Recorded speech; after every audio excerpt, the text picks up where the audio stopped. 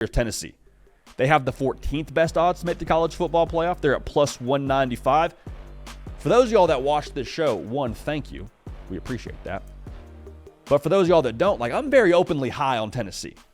There's a lot that I love about Tennessee. Tennessee fans, we've had so many of y'all subscribe to the channel over the course of the last few weeks. For that, thank you. Now, if you have not yet subscribed and you're a Tennessee Volunteer fan or just a college football fan, period, this is the time. College football season has arrived. The Nico era is here. We don't want y'all to miss a minute of the content we have on this platform, so we appreciate y'all in advance for being subscribed and being dialed in. I love the weapons, which is when this Josh Heupel offense is humming. They have a large quantity of weapons. Didn't have it last year. They have it this year. Brew McCoy, you say your prayers at night. You hope he stays healthy coming back from injury. Squirrel White. Chris Brazzell is an absolute dog for them on the perimeter, transferring in from Tulane. We saw him in spring practice. Y'all are going to see him this fall. He's a dude. Dante Thornton sounds like he's really turning the corner. Mike Matthews. There's a lot to be excited about when it comes to their weapons downfield. I love the progress on defense. Secondary, still some things baking. I've said it before. They feel really good about their defensive line depth. You got depth on the D-line in the SEC. Okay, you got a ticket to ride. That's massive. I love the offensive scheme. Something that in the history of college football, we haven't seen an offense like this win a national championship. Don't be surprised if Josh Heupel and this squad are the team to do it. I don't know if it's necessarily this year. It could be, but I'm just saying if the way that Josh Heupel is recruiting right now at Tennessee, which is a whole separate video that we've done before, they could be the team that does it because they're going to run the football. They're going to spread you out. They're going to put your box in a bind when it comes to how many defenders you can commit to the run. And like I just said, they have weapons downfield to hurt you. Now, I haven't even talked about the quarterback yet, which we will in a little bit. But I love the competitive tenor of this team. And what I mean by that is Josh Heupel, whenever you hear him in an interview or whenever you see footage of him at practice or him on the sideline, that dude doesn't flinch now. If you were to take his pulse, you're like, oh my gosh, is this guy alive right now? His pulse is not getting above the average human being. I think that's who he is, and I think that's who this team is. I think this is a team that, again, assuming they are taking on the persona of their leadership, which now for Josh Heupel, how long he's been in Knoxville, that should be the case. And we saw it, several years ago when they beat Alabama, this is not a team that I think the moment will ever be too big for. You see a lot of that in Nico Iamaleava with how he carries himself.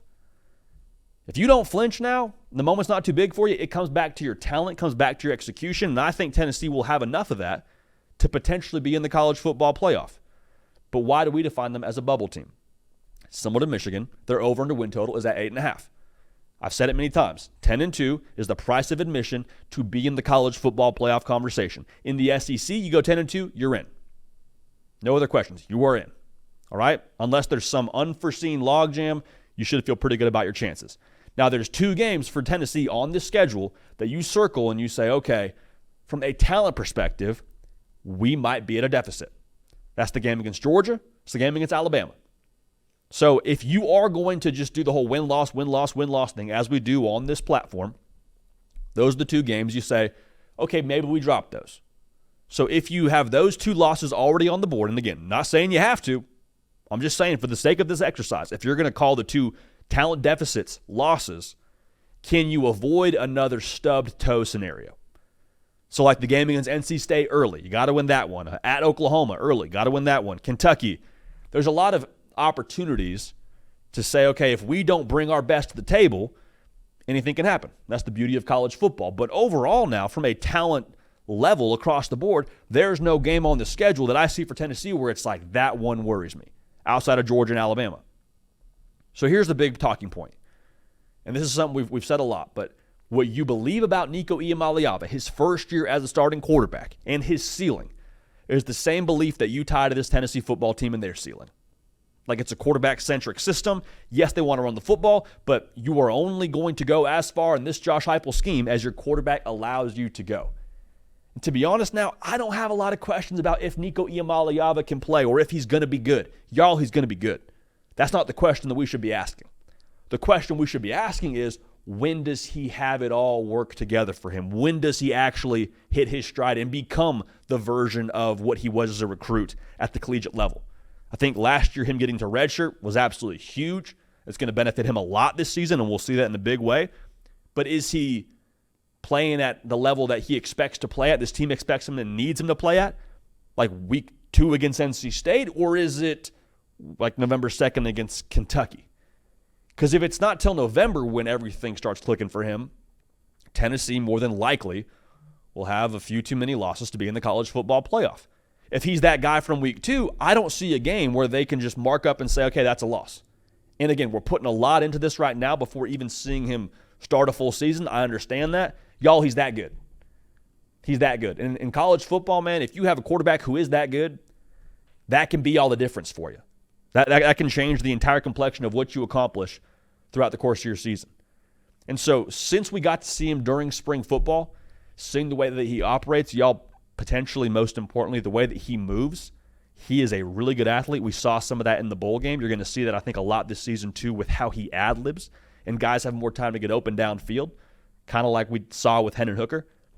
I think Tennessee's got a very, very good chance to go to the college football playoff. Like, if you've seen my playoff predictions, Tennessee, by definition, is on the bubble right now. I think they're going to be a playoff team, in large part, and probably most importantly, because of what I believe about Nico Iamaleava and the rest of this roster. So, Tennessee, playoff bubble team, yeah, for now. I think they'll be a playoff team. The hard count is brought to y'all by our friends over at Roback. Now, y'all that watch this show and are following me on the social channels, you know how much I love Roback. Wear them all the time for a reason, especially on those Friday Q&As. Best polos on the market. I think best hoodies on the market. Best t-shirts on the market. Like, they do a phenomenal job keeping us right in all climates. We're moving out of summer into kind of that more crisp fall weather for some of y'all. I know some of y'all in the Southeast are like, what are you talking about? No, we're not. Okay, I hear you. But even with that being said, as you move into the fall months eventually, Roback's going to have you covered. Whether it be a hot game day, you got a polo to go with, whether you need a little hoodie action for a more crisp fall weather game day, they got you covered. Roback also has everyday shorts that are perfect pairing. Comfortable, elastic waistband, great fabric that is made to stretch. Also, ton of other products. I mentioned the t-shirts. They're continuing to refine that. Bathing suits, if you're soaking in the end of the warm weather, Roback got you covered. Also, proudly leading the NIL charge, having signed partnerships with college stars Jalen Milroe, Cade Klubnik, among others. They're becoming the go-to brand for college athletes. So, use code JD on Roback.com for a generous 20% off for all new customers through the end of this week. That's spelled RHOBACK.com. That's 20% off all performance polos, shorts, shirts, and more with code JD. Hey y'all, thanks so much for watching. Subscribe to the channel here to make sure you don't miss an episode of The Hard Count. Also be sure to check out other videos on the On3 YouTube channel.